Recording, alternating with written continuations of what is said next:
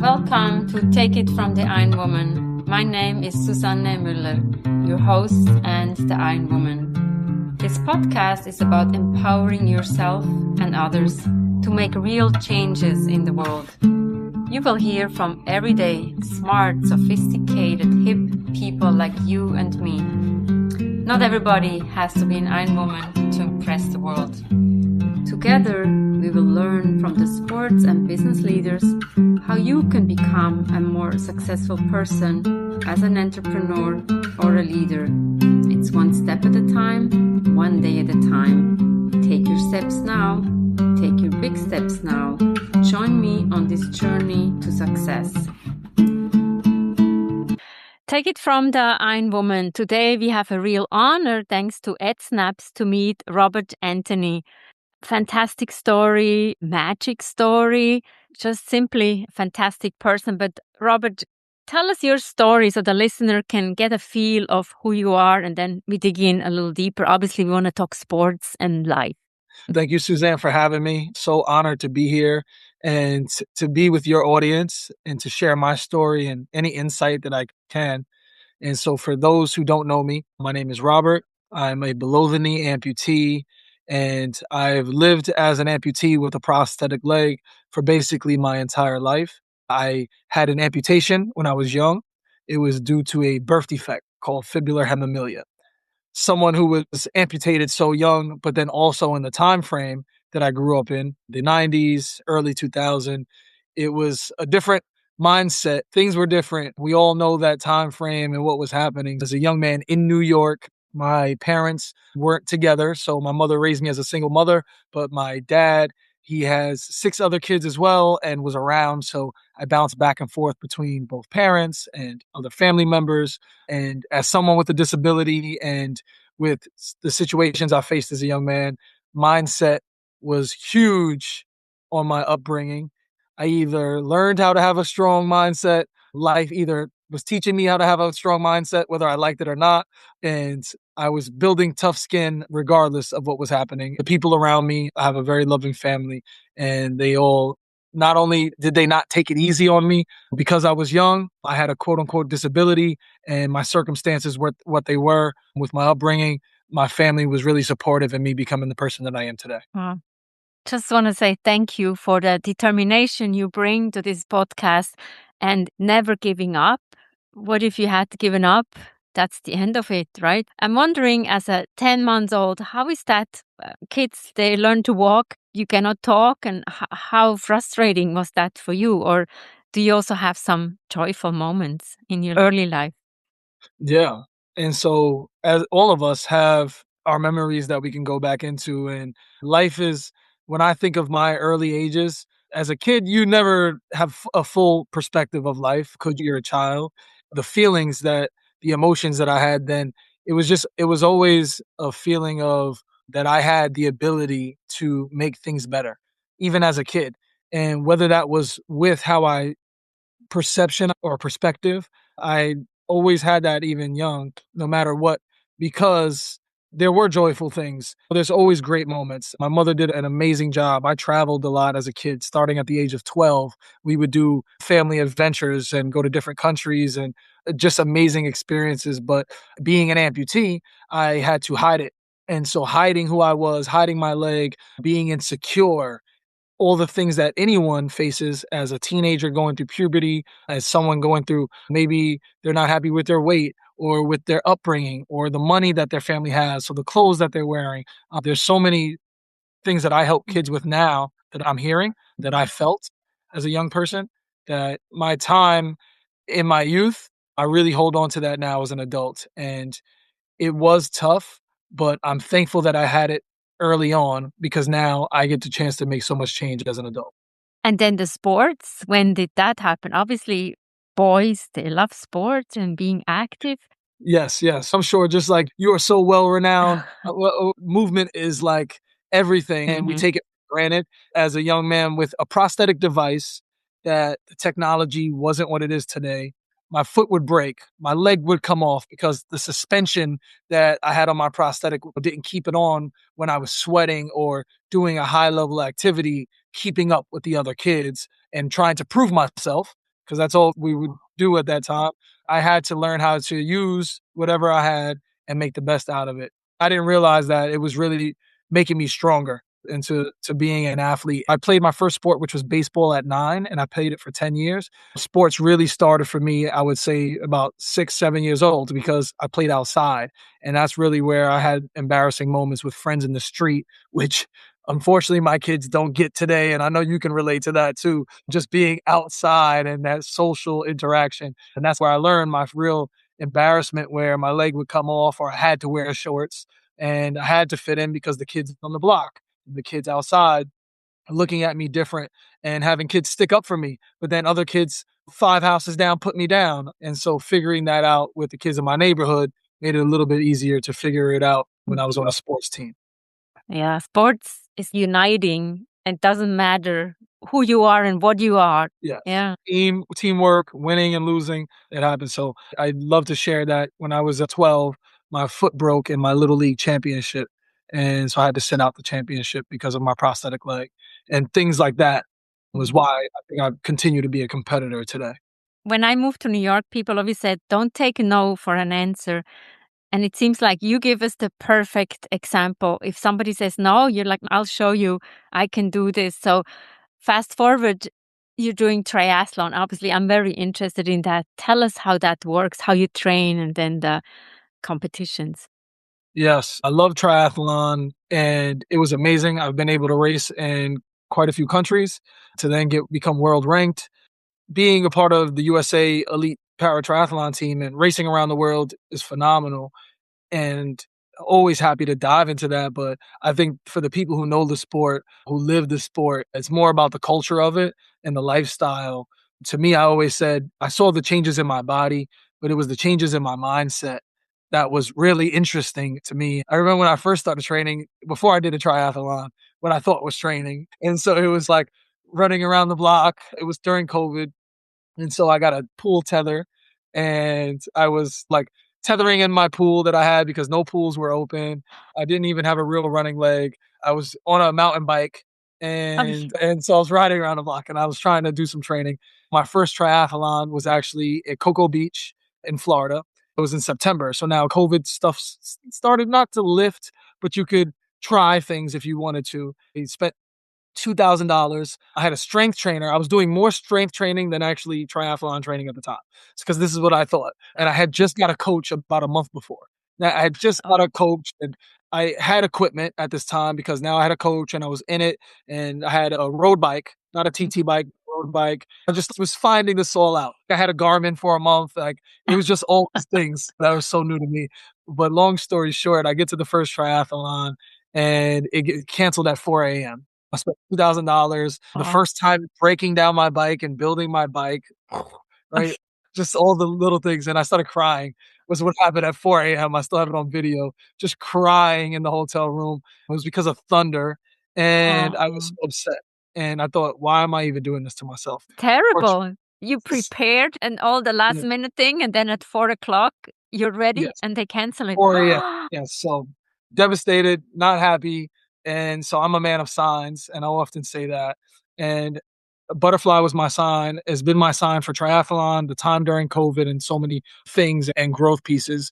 And I leave that triathlon, I want to say maybe 2 days later, I get a call from an organization, the Challenge Athletes Foundation. They're huge adaptive triathlon supporting foundation. Bob Babbitt, anyone who's in the triathlon world knows who Bob Babbitt is. He's a part of Challenge Athletes Foundation. They're doing a bike ride, a 65-mile bike ride. Never done 65 miles in my life. I'm like, whatever. And Jamie Brown, who was a part of the USA Triathlon teams, going to the Paralympics, was coming down. So I was really excited to do this bike ride. This is the next week that I get back from Florida. I took it back as a sign. We did the bike ride. It went amazing.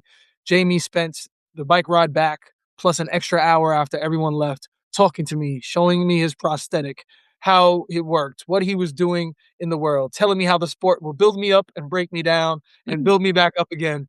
And so from that point on, I got excited It was October, so the only thing that was left was duathlons because the season was over. So I did a bunch of duathlons, some run bike runs, and I went into the 2021 season, did Challenge Miami, won the adaptive division, found the USA Paratriathlon series, and it took off from there. Training was amazing. I just had to change my equipment.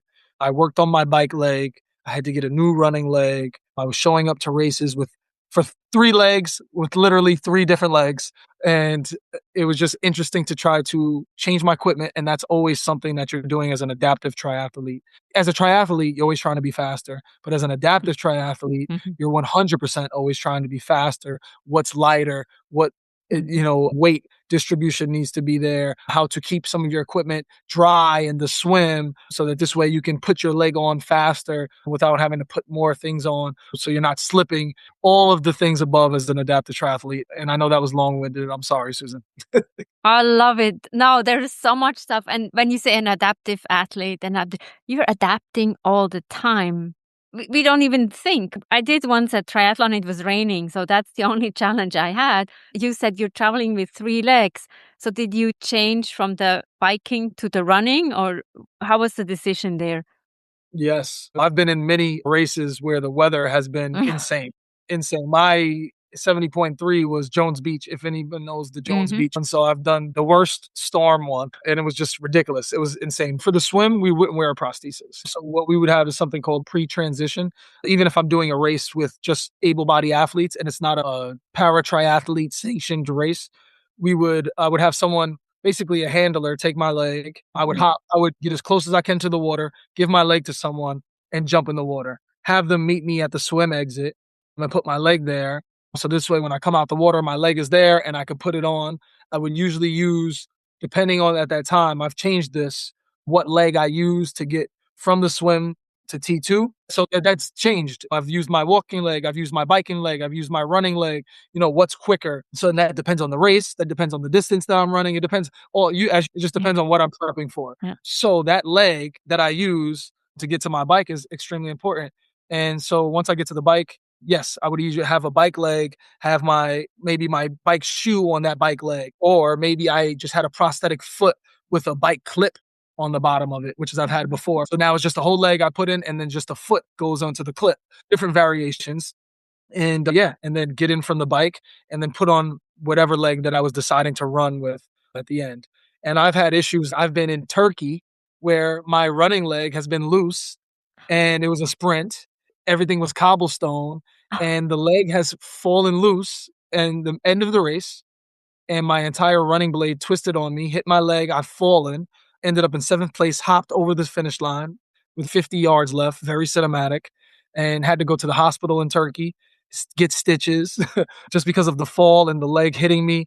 Just so many different things in races because of prosthetic equipment or just trying to basically adapt and be a tough triathlete. You're competing. Oh my Yeah. God.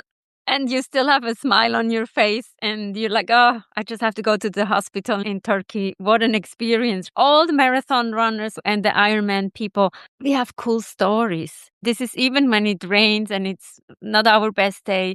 This makes us stronger. And that's why I like to pivot a little bit into the mental strength. So what do you take from sports into everyday life, into business, in how you show up? Sure. I love the mental aspect. To me, it's everything. I say for sports, and you just mentioned marathons. So ironically, I've run 2 New York City marathons. My coach, you can ask Aquaterra coaching, I basically did little to no training. And when I say little to no training, like almost obsolete, one long run for both marathons. And that's because of the triathlon training I was doing, relying on my fitness, but more importantly was the mental aspect. Now, not the smartest thing to do. Don't encourage anyone to do it. No. After the first one, I was really hurting.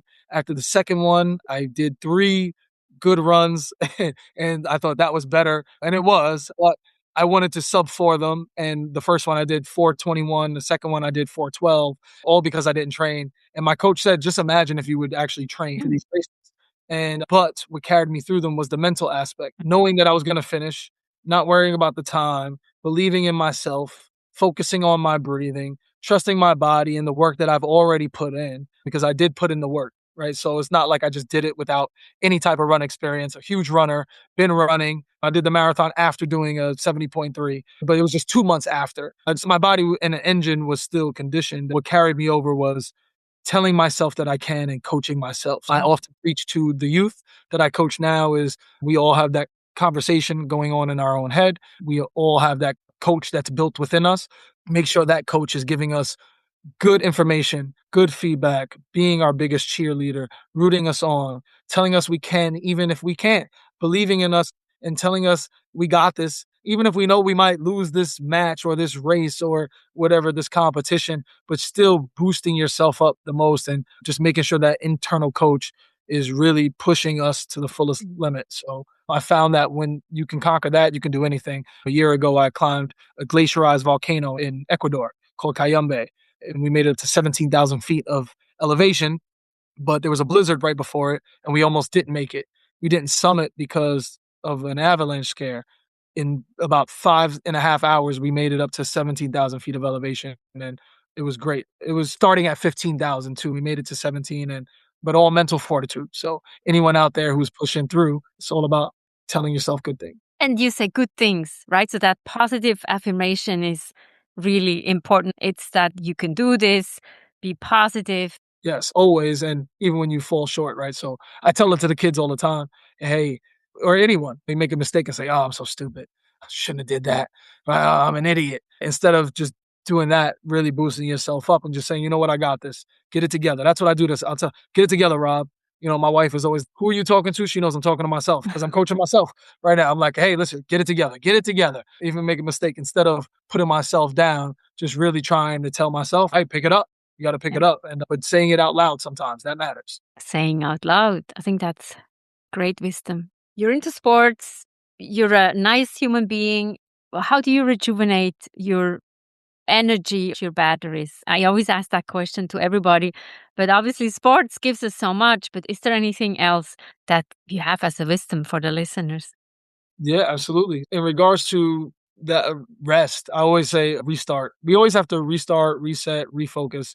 And I think we take that for granted. We're always so used to the hustle mentality. Mhm. Even as a New Yorker, we're always pushing for the next thing. The anxiety is high. I've noticed a change in the triathlon world now too, as well. When you look at the numbers, there's so many ways and topics I can go with it, but using that as an example of why the industry has changed, even in the triathlon world and multi-sport in general.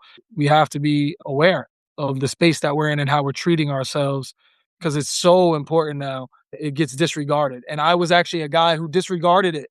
I was a guy who was like, no, mental health, well, or I forget what the term was, but this is about 2018, 2019, I think.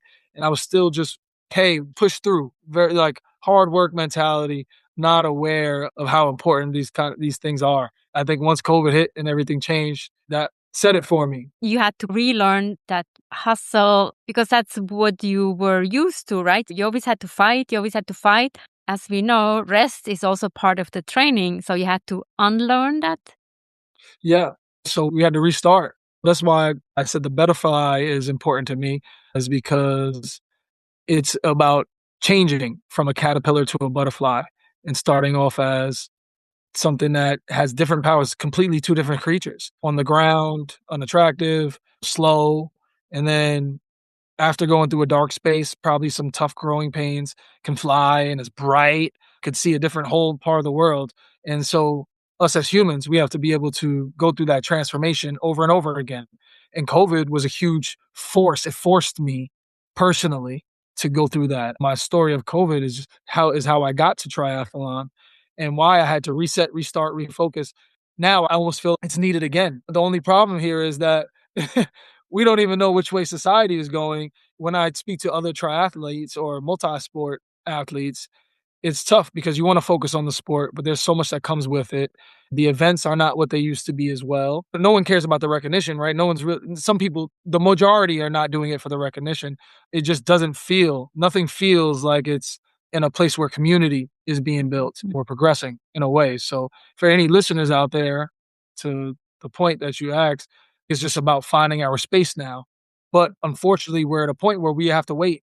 You don't know which way the tide is going. So that's also another point. I encourage everyone. What I'm doing is I'm getting my ducks in a row. So you ask what's next? I'm getting my ducks in a row. That means taking care of what's important to me as far as people, as far as not taking on too much, because there's so much to do. You can get lost, and being busy doesn't mean you're being productive, and clearing some of the stuff out and figuring out, while I'm getting my ducks in a row, what's going to happen out there so I can make a good turn towards the next 4 or 5 years. That is doing more triathlons. I have Good. multi-sport still in there as recreation. Oh, wonderful. Thank you so much. So inspiring, uplifting, and we can do all more, but we need to find that space and wherever that space is. Thank you so much, Robert, and good luck on your next triathlon. Thank you. Thank you so much. Wow, what are you taking away from this conversation? So many questions, so many things I learned. Take it from the Iron Woman. We have episodes every Monday. Come and join us. We have fantastic guests, as you just heard with Robert. Never giving up, and be persistent, be proactive, be adaptive. And Get Fit in 2026 is the leadership program that's right for you. We have programs that fit every lifestyle. Now is the time to put the running shoes on for leadership. And Take It from the Iron Woman is also the book, Global Business Coaching with Sports Parallels. Get it in your local bookstore or download it. And also like this podcast and support us with your written review. Thank you so much, and we'll see you next time. Bye-bye.